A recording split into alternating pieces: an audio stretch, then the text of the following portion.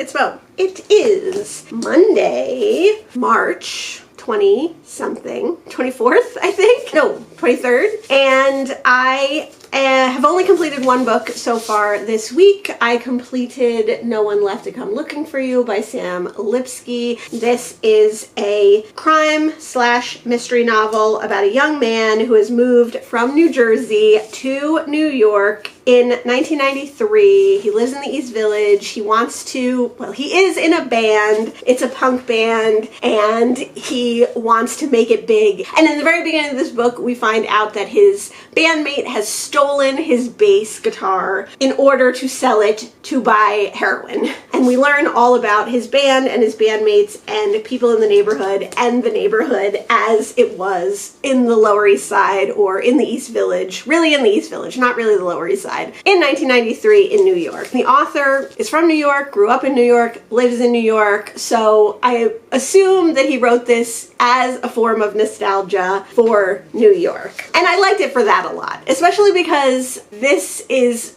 before the time that I was living in New York, but definitely I went to New York a lot, being from New Jersey, loving the city. I saw a lot of the things that they are talking about in this book. I went to a lot of the clubs that they went to. I followed the music scene somewhat in these places, and later when I moved to New York, I learned a lot more about it. So Max's Kansas City and CBGB's and the various landmarks that are like renamed in this, but are obvious places that still existed when I was living in New York. And so it was really fun in that respect. And I think it actually was quite good at bridging the gap of how people would talk in the 90s, the different ideas that people might have, the punk scene in general, and a more modern sensibility. Our main character, Jonathan, has a tumultuous relationship with his family back in New Jersey, but one of the things that Jonathan, or as he now wants to be called, Jack, feels is like a affinity towards women and a protection of women, and he feels that he is a feminist, but he was also taught to examine his own privileges. He was taught to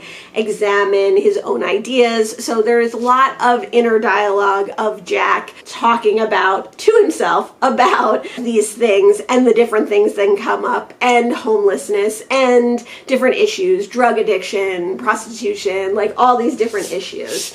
So overall, I really, really enjoyed this book. I do think that there is like a modern twist in this book. It was written in 2022, or it was published in 2022, that is a nod to our current day that I didn't love. Now, what are the things that it talks about possibly going on in 1993? Yes, but I really felt like the author was poking the bear of the issue that is current to today as like a nod to today, if that makes sense. I think that it took me out of the story, and I really didn't like that part. But everything else about this book I enjoyed. It's told in kind of the noir, like clipped sentence kind of style, short sentences, a lot of dialogue, and then a lot of inner monologue of our main character. And they mention New Jersey, which I like, and again, they mentioned a lot of things about Brooklyn and New York, specifically Manhattan, that I really enjoyed. So I did really like this one.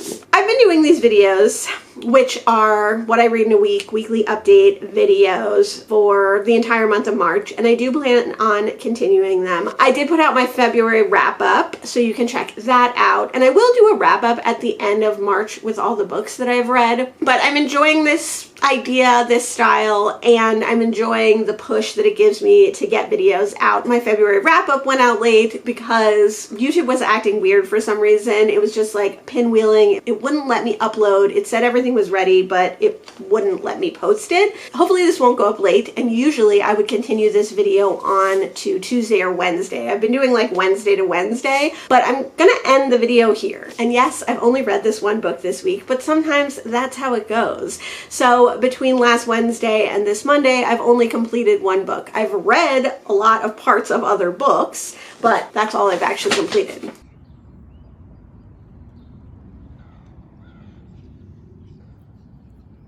don't have anything.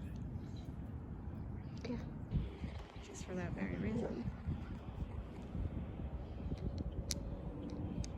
Hey, I wanted to pop in because during this week, the Trans Right Readathon started, and while I don't usually participate in that readathon, obviously it's an important readathon and it's a great readathon, and it's great to read trans books every day of the year, but especially during the Trans Rights Readathon. And I think this video is going to go up on the or close to the Trans Day of Visibility, which is March 31st, so very important times. Actually, I don't know if it's the Trans Day of Visibility or the Trans Day of Remembrance. Either way, these are important things that we should take note of in our society and celebrate in our society. So I wanted to pop in and talk about a couple of books that I may have read for this readathon if I were reading for it. I have The Death of Vivek Oji. This is by Akwaeke Meze. I have read a few Akwaeke Mezes and I really enjoy them. This one is a tough one because it is very sad and it is very hard to read, so I have been putting this one off, but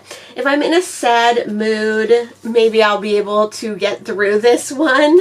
I think a little on the lighter side is Bellies by Nicola Dinnan. I'm sure that a lot of trans stories are hard, and I don't really know what this one is about, but I'm excited to read anything by this author. I've never read anything from them before, and I know they have a new book out which people are raving about. The last book that I grabbed for my pile of possibilities is Model Home by Rivers Solomon. I've read a few Rivers Solomon so far and I really enjoy their writing, so I'm excited to get to this one. I hear this is another tough read, but I also love haunted house books, and it's interesting that so many trans and non-binary authors write about haunted houses. There is obviously themes of the haunted house that resonate with trans authors and with trans identity, so I would like to read another one of those. I have also read, what is that one called, by Sarah Gailey? Oh, Just Like Home. I have also read Just Like Home by Sarah Gailey, and actually I think I have Tell Me I'm Worth It by Alison Rumfitt as well.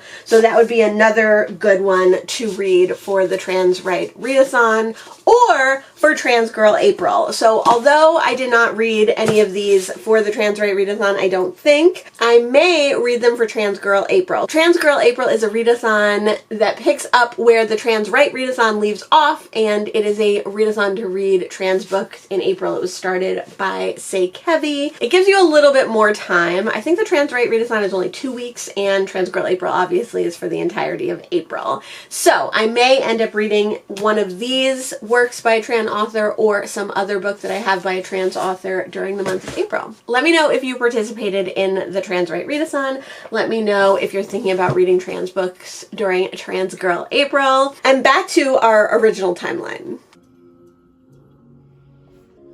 This is hot, baby. Hold on.